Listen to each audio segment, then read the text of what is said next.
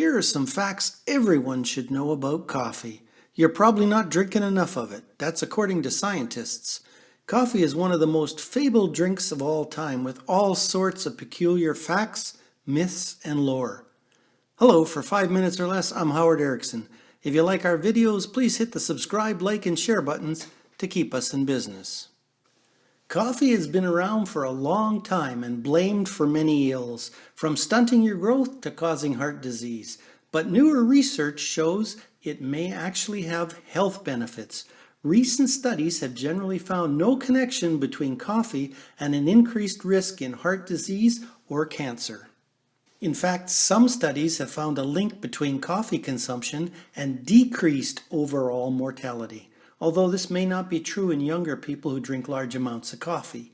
I guess a benefit of age. Why the apparent reversal in the thinking about coffee? Earlier studies didn't always take into account high-risk behaviors such as smoking and physical inactivity, and those tended to be more common among heavy coffee drinkers. Studies have shown that coffee may have health benefits, including protecting against Parkinson's disease, type 2 diabetes, and liver disease, including liver cancer. Coffee also appears to improve cognitive functions and decrease the risk of depression. However, some studies have found that 2 or more cups of coffee a day can increase the risk of heart disease in people with a specific and fairly common genetic mutation that slows the breakdown of caffeine in the body. So how quickly you metabolize coffee may affect your health risks.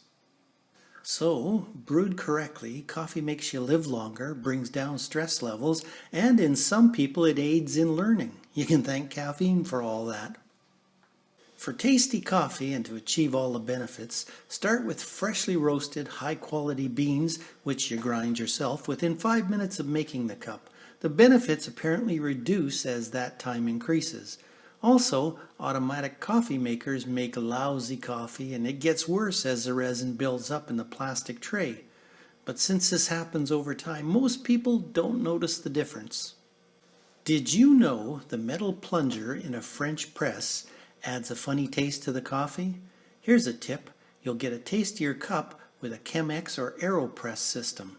And if you must use the French press, the only way to get rid of that bitter resin buildup in the plastic is to boil it. Don't use the dishwasher, it's not hot enough to do the job. And coffee stored in a thermos with a metal interior will acquire a funny taste.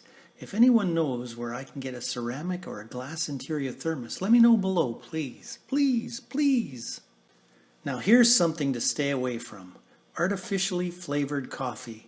It's made of cheap and often old coffee beans sprayed with a synthetic flavor and bathed in oils to get that flavor to stick. Have you ever made flavored coffee at home and noticed the oily residue in your coffee maker afterwards?